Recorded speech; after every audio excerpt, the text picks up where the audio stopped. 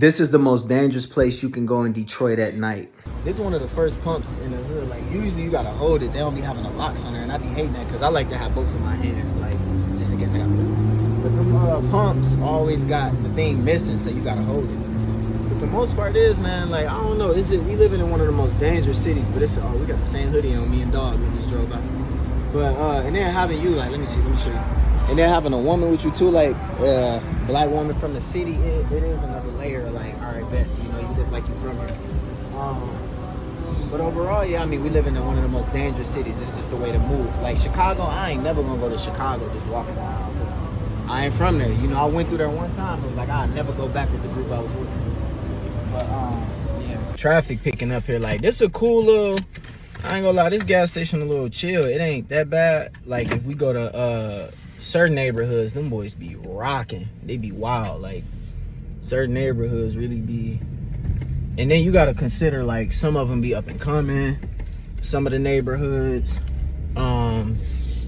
it be a lot just like people moving in. So over here, I don't know, like it got its times, right? But it's certain neighborhoods we can go to. Like, what's a neighborhood you'll say we can go to where it's like, dang, they getting busy over here? I could go to any neighborhood. I mean, I'm saying, like, what's a neighborhood where you like, oh yeah, it's wild, they get busy over in this neighborhood or something like that? Let me see, the wildest is the one over there on East 7 Mile. 7 Mile, yeah. East, you gotta go east. Yeah, that's where you see. That's where we was just at, right? Yeah, that's where you see majority of the. You know what I'm saying? Getting busy. Yeah, because a lot of. But you see a lot over here. Just like I said, the guy be having all these young girls and all that. Come to find out, he was basically forcing them to prostitute with them. Police raided the whole. That's crazy. Gas station. But stuff do pop off up here. You got to think, just up the street. That's where they went in there and shot it up the night on Cinco de Mayo when Dog got shot. Yeah, they thought he was. That's why they kicked my door in, thinking he had something to do with that, but he didn't. Oh yeah.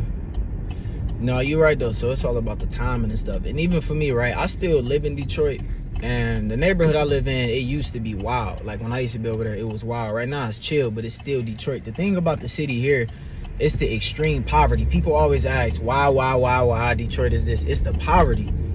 Like, it's really like people ain't making money for real. And if you put any group of people around each other that ain't making money, once the factories collapse here and everything, it's a wrap. Like, when our grandma age, you know, I don't know, around like what, 60? My grandma young, but around 60 and all that, they had good, nice jobs. Now it's different. You know what I mean? So when they had good paying factory jobs, they can retire, all that's dead, all that's gone. So it's a lot different now. So if you live here, it's a lot of struggle. It's a lot of extreme poverty. And we talked about that today. Like, we can't look at kids in the city and say, oh, y'all shouldn't do this, y'all shouldn't do that. I come across a lot of guys where you can see it in their eyes, like they hungry, they thirsty. That's why I don't even be wearing all my stuff when I'm out, because if they hungry and they thirsty, I can't sit there and expect me to cry and plead and them to hear my story, because they going through something worse, right? That's the biggest thing of, like, and a lot of people don't know what that's like. The moment I found out what it was like when you getting evicted and don't nobody care, like, in society, for the most part, I'm speaking from my perspective as a man, right? Black man. Look, society don't care. I lost everything before. Society don't care about your excuses. They'll take you to court if you can't pay something. You will lose your family. You'll lose your kids. People will turn their back on you once you can't provide. You're going to be out here on these streets, and it's all about how do you come back from that. So that's why I never look at somebody and judge them. I mean, I look at people and I watch my back at every moment, but I never sit there and be like, judging, right? I always try to provide opportunities, especially when somebody young trying to get through it, you know? Because for real, like, it really is, like, it's hard for a lot of people. And I know a lot of people I grew up with that had it rough, way rougher than I did.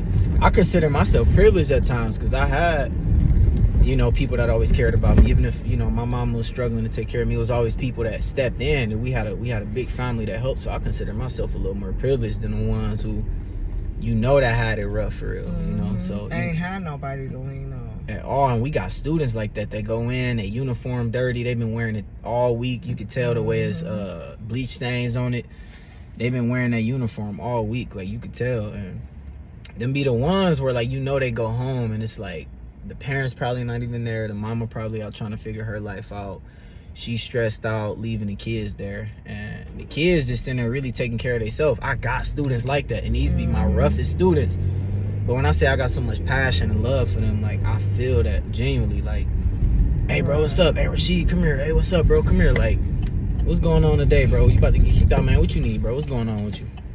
You know, like, man, what's popping? Like, what's up? Oh, they did this to you, like the student in the office. I'm like, what that? You can. That's one of the ones, you know, you can look at him and tell he got a hard, brutal life. And he in, I think 6th grade. He like, so 6th grade is what, like 12? He 12. And you can look at him, and that kid got a hard life. Can't nobody watching any of these videos say, oh, a 12-year-old shouldn't behave this way. Like, or a 12-year-old deserve to go through that. No, like, you can blame the parents, but if the parents ain't there, you can't keep blaming the parents. You got to look at it and be like, what we going to do about it, right? So that's why I do the mentoring with the kids, because it's like... And you got to think, look how many, even though we had our struggles, how many kids that I done let come and stay with us that really didn't have nothing, and still looked out for them, tried to help them out as much as I can, knowing the roughness that they going through. I always had sympathy for kids. Don't have a choice to be here. You know what I'm saying? So they don't deserve to get treated like that. And kids always have a place in my heart, no matter how bad they is, good, whatever. Because they didn't choose to be here like that, for real. And that's a good point. Because I know I can remember when I didn't understand. Now that I'm over, like, I used to be 10, 11, me and my sister catching a bus downtown. Like, what was my mama thinking, letting us get, you know what I'm saying? But that was more safer times than it is now. You know what I'm saying? But I can remember a lot of stuff I got off into when young. So I can kind of relate to what they be going through. You know what I'm saying? And just try to be there for them. Be that person that they could come to when they need you. And not just for finance, just for that love and support. Somebody to talk to. Yeah, and that's why, even for me, when I was like 13, you ain't never say, why you out there doing this? Because you like, man, I was out here young, having to figure it out. And most people don't know when they look at me now, they like, oh, dog, do this. He don't look like this or this and that. Just because I ain't walking around face tattoos saying, oh, I'm about to do this to you, dog, what up? Like, don't get me wrong, I done did most of the stuff that a lot of these guys thinking that they think is sweet and cool. For me, it's like, bro, I got away from that, and I get to live the life I live. That, to me, that's a beautiful thing, knowing that it's still in me, and if I gotta do something, I can. It's a beautiful thing. Like, dang, you really beat it and got out of it. The real G's in my community know, like, dang, like, any OG in any neighborhood I go in, be like, bro, nah, we love what you doing, because you was on a path of destruction. That's why I left the city and moved to Taylor, just so y'all could grow up, even though you was already older, but just to try to get some type of stability, to get away from all that violence and all that madness that was going on, just to have a safe haven. Yeah. You know what I'm saying? And even though you did go and try to be somebody that you wasn't, and I see that you struggled with that for a while, and I'm glad that you came out of that. Because at the end of the day, I always told you, be you. You can never be nobody else. You know what I'm saying? So, I thought that maybe by you doing that, did give you a perspective out of a lot of things, and to think a certain different type of way, and to move a certain different type of way. Because I feel like if you would have stayed in the city, you probably would have been moving goofy just like the rest of the goofies. Probably be dead or in jail by now. You know what I'm saying? So I'm kind of glad that I did make that change to move out the city for a while. Because we was out there for like 5 years. In Taylor? Yeah. Yeah, because I was, even out there, I was a hothead, getting in trouble and getting kicked out, arrested. But it was different. Out there, it was regular consequences. Oh, you go to jail if you steal or you fight or you stab somebody. You go to jail. It ain't like you getting killed. Like in Detroit, that was a default. Or going to like, so for me, going out there was safe. And it was more, a big thing I be telling people is like, I became the guy with the skinny jeans and all that because I was trying to erase my past in a way. Once I started going to church, it was like, I'm going to erase my past. But I learned that I can't erase my past. Number two, I don't want to because it make me who I am. That gritty street tray is what keep me safe now. It keep me protecting myself while I can run through the streets like I do and not be dumb why people, if I get into an altercation, why I'm willing to do what I gotta do, or if somebody try to threaten my life, how I know how to defend myself. And it earned respect. And I learned that's a beautiful thing. The church I was at was telling me like, oh, you shouldn't be this way, you shouldn't be this way, God ain't gonna like this. And I'm trying to find a new life, so I'm like, dang, do I need to be this just to find a new life? And they kind of put a lot of that in my head, like, you gotta be this way in order to find a new life. And to me, I lost so much finding a new life. I'm like, I'm willing to like do whatever I gotta do. Losing yourself. But then like, I'm glad I was able to come back and be like, nah, me being in Detroit, don't get me wrong, I sometimes I still have a little PTSD from just everything, or like, dang man, or a little trauma, like, oh, what if this and that happened? But the way I move now is way better and different, and it's the perfect time for me to be back because I know how to move, right? And that's why I be making these videos, like, and that's why people think it just be fun or cool, or it's like, no, this is, I really learned how to come back and adapt, you know. So, but yeah, but like you said, when it come to the kids, they ain't choosing, and them be the ones where you at the gas station, the ones who would just take the chain off your neck, the glasses off your face, and pop you for it, because they had it rough growing up. And don't get me wrong, like I said, you once you go into a house and you see a room with 4 or 5 kids sleeping on the floor, that bed got pee on it, kids nappy hair, you got a 10-year-old kid that gotta go make noodles for the kids, and then the mama probably using drugs, she in and out the house. Them be the ones that grow up and be like, dog, it ain't nothing nobody can tell me, because it's too late. And trust me, I got little homies like that look up to me that was like that, and they, you know, some of them still like that, some of them not, you know, some of them better. But once you grow up like that, even for me and the stuff I went through, where it's like I went through all this. Now that I made it through, it ain't nothing nobody can tell me. Ain't nobody about to tell me I owe them nothing, or you need to be this way. Like, people always hit me up, oh, you need to stop doing this and stop. I'm like, bro, I don't care. I made it through some of the worst years of my life recently, and I'm saying people wasn't there, so it ain't nothing you can tell me. And when they in the streets, they think the same way. When they see somebody with something they got, it ain't nothing you can tell them or why they shouldn't go take it from him when they done slept on that floor and seeing their sisters getting beat, mama getting beat, and then they get older and they're like, bro, there ain't nothing you can say to them kids. That's why I be like, I get it. But that's why in these schools, I fight hard to be like, hey, man, what's up? I can see something going on. Talk to me, man, because they'd never forget that. When they get older, they'd never forget. Like, and then a lot of them don't have no one to talk to. Because I really didn't have nobody to talk to for real. Like, I didn't have nobody to be like, look, somebody older than me guided me in the right direction. You got to think, I had you at 15. I didn't even know nothing about mine. Ain't really tell me nothing of this. I ain't even know I was pregnant, no nothing. You know what I'm saying? So I was a kid. I didn't have nobody to guide me, an older person to tell me. So I had to figure out life for real by myself. You know, and then I was one of them, you can't tell me nothing. I got, you know what I'm saying? I ain't want to listen to nobody. Anyway, for real. And then we grew up in the era when crack just hit the street. Oh yeah, the war on drugs, Ronald Reagan. Yeah, Black Bottom. We was raised in Black Bottom. And that's a real thing where the government was putting it there to fund the war. We was finding people in the alley, hand, feet cut up. I mean, you got to think your grandma was a big drug dealer. She was out, and that's probably why we was out doing what we wanted to do, because she was out making, you know what I'm saying, out doing her thing. That's when Detroit was, ooh. I mean, that, yeah, then after that, the aftermath of that, that's when it was like bodies on bodies everywhere. Yeah, for real. Like, I remember living on Joy Road, and every time you heard that, you knew somebody dead. Like, every day, every single day. I remember we on the porch, 2 cars, our neighbors downstairs, me and him chilling on the porch. You see 2 cars flying by, ramming into each other, because everybody was trying to get money. Everybody was trying to hold down the neighborhood. So everybody shooting and robbing and going to war with each other. So, I mean, it was bodies stacking. And every time you hear them shots, every time we walk up the street, every time we go to school, you thinking like, man, we don't know what's going to happen. And that's when Detroit felt like, it was like you can smell death in the air. That was, yeah. And then and I'm thinking now, by me having you a kid, my reality was when you was like in preschool, you done went to school with a naked baby doll in your pocket, a weed bag, and some rolling papers. And I think, was it a screw, something? And I'm like, oh my, and I'm glad they didn't check your pockets. I just so happened to check your pockets or whatever. Mm-hmm. That was a reality check for me, because you was like 3 years old, 2 or 3. Yeah, Like, I was confused. so that's just making me feel, that just was showing me that you were being around too much. Mm-hmm. You know what I'm saying? Because you was riding with me, I'm taking you with me.